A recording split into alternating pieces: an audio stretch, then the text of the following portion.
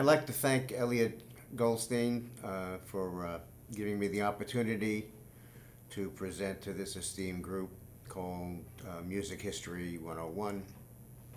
And for anybody watching this video who doesn't know what that group is, it's a group in a new social network called TSU. That's spelled TSU. And to me, that means tsunami, because it's not only the new wave of social networking, it's also the new tidal wave of social networking. I really like it. I've been a member for about a few months, active member, and if you're interested in social networking or creative content, this is really a great place to be, and I encourage you to do that. And so I want to thank Elliot for giving me this opportunity to present to this group who I am and what I do. So I would suggest that you've seen enough of this video for now, and you return to the group and watch the rest of my presentation in the group. And I will continue with this video so you can come back later and see a little tour of my drum set that I'm going to do now. For the people who are not involved in the group, they may see this because I intend this video to go viral immediately on YouTube as soon as I publish it.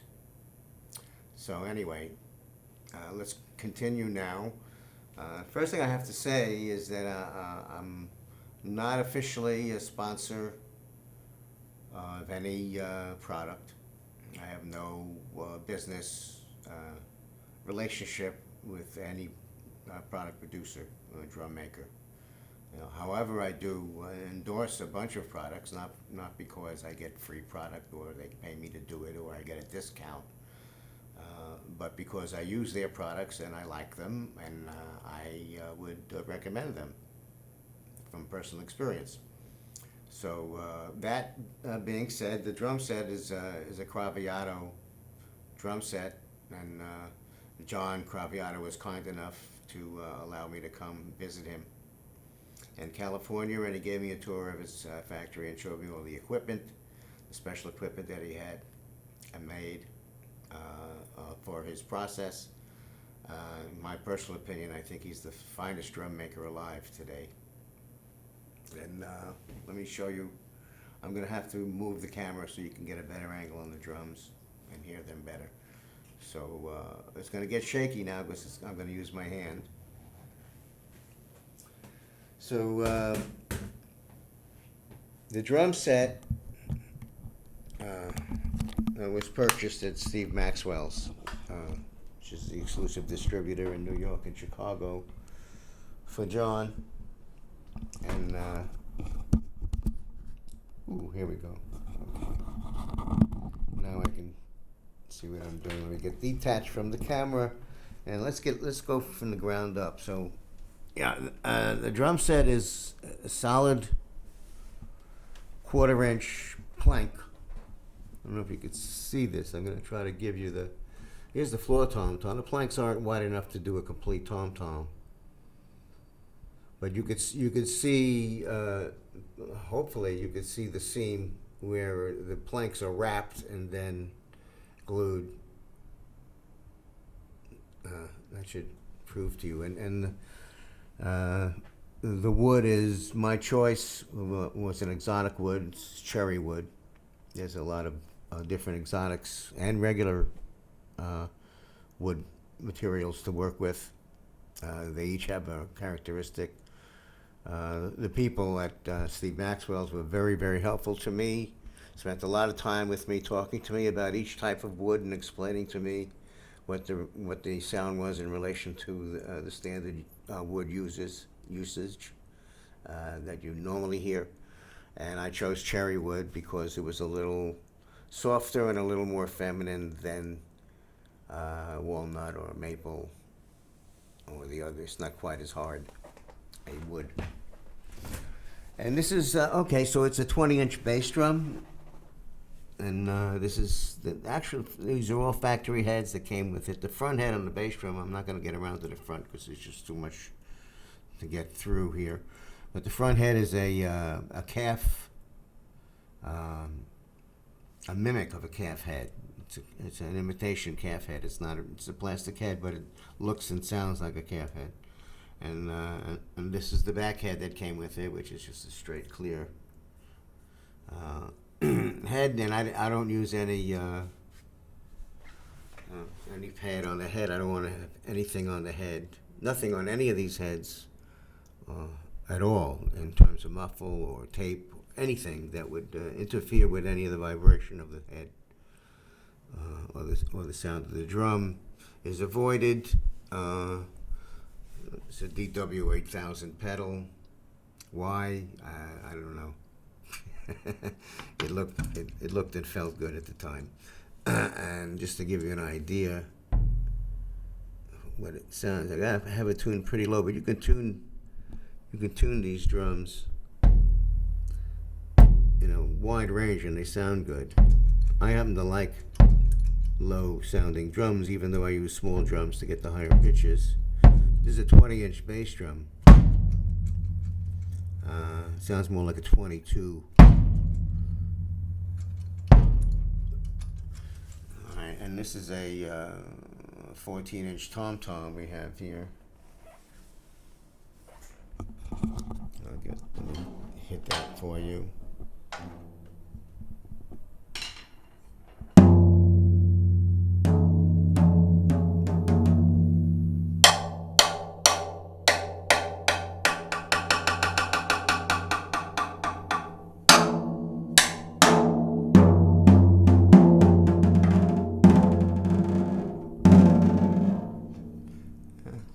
Nice overtones in that drum.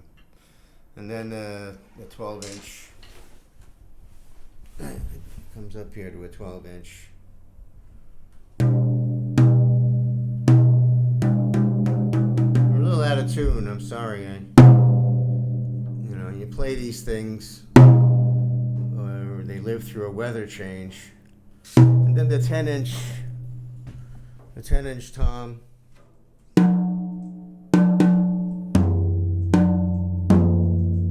Try to get an octave going. I like that. And it's the center dominant.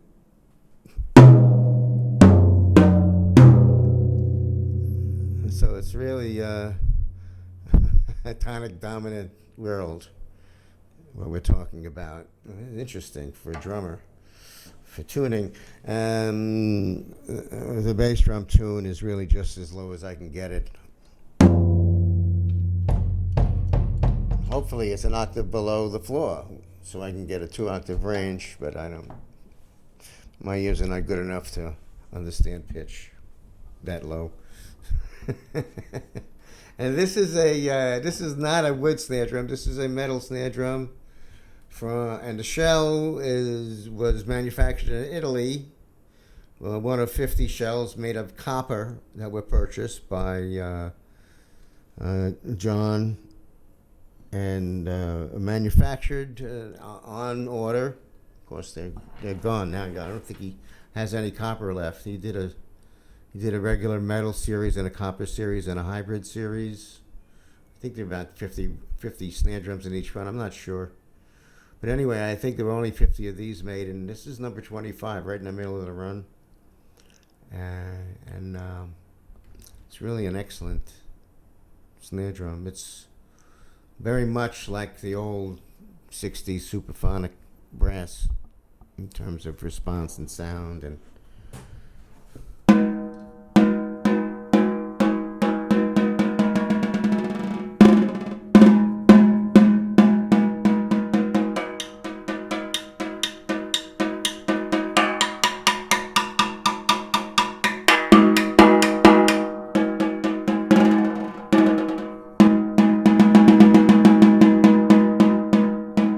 snare response is pretty neat.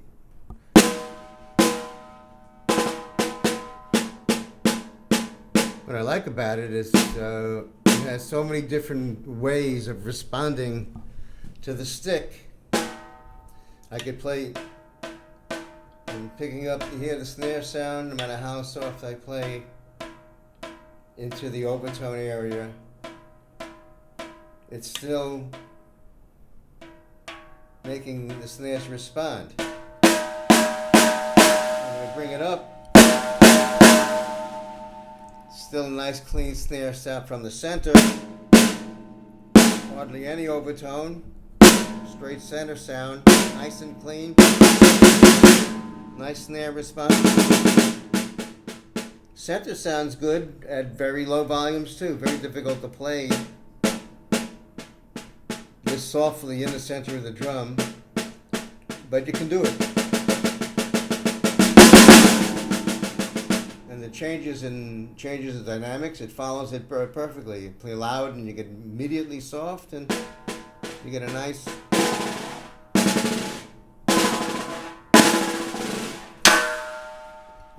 And I love the overtone series, of course. Oh, and then the cymbals, 14-inch Ks.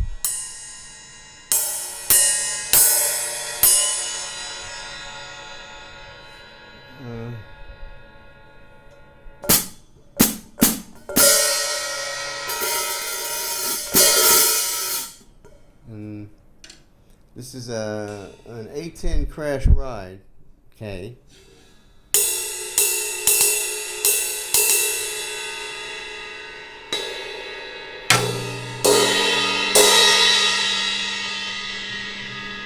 Has a lot of different usage, and then this 20 Zildjian Oriental, which is very fascinating.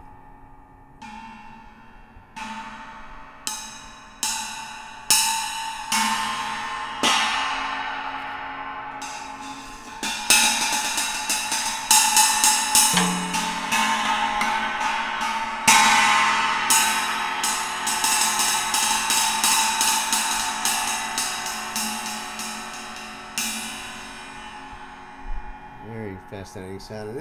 And this is an interesting cymbal. Obviously not a new one. This is an old cymbal that was in a fire. It was on a touring truck with a set of drums, and the touring truck caught fire. If I can get the underneath here so you could see the smoke damage. Yeah, you can see the smoke damage on the underneath of the cymbal. This is a 22-inch medium heavy Zildjian Ride. And it has some sentimental value because this is the cymbal that I used to play Sing Sing Sing on stage in Bob Fosse's Dancing 8 times a week when I was pretending I was Gene Krupa in front of a whole bunch of people. It was a nice job. So I was doing another show with the drum set, and there was fire damage, and they paid me for the drum set, for the damage. And then they told me that they were willing to sell me pieces of it back at what whatever they thought it was worth, the insurance company was worth, if I wanted some of the pieces back that was still usable, like this particular cymbal. So I bought this back from the insurance company, who paid me for it, which was interesting because I got it from Dancing and they got it from Zildjian. So I paid for them. I paid the insurance company a used value for it, and it's still my favorite ride cymbal. It's old, and it's dated, and I don't use it. I don't use it like that. Anyway.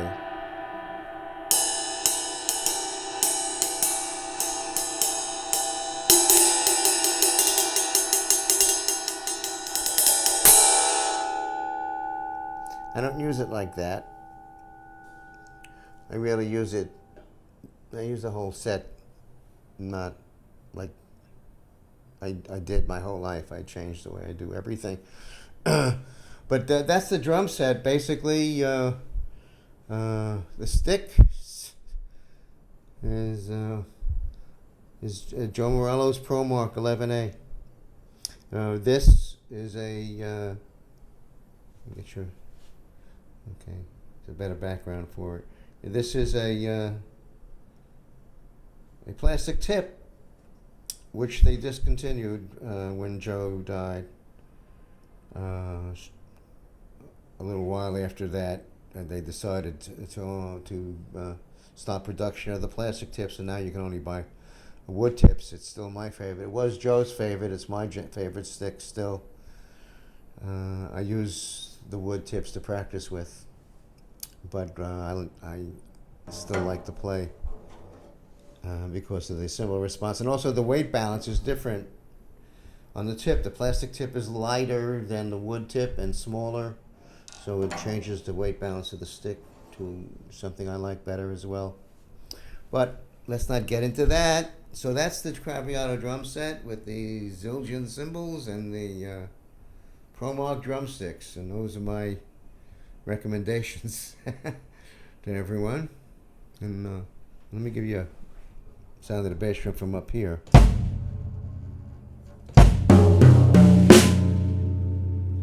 Ooh, nice.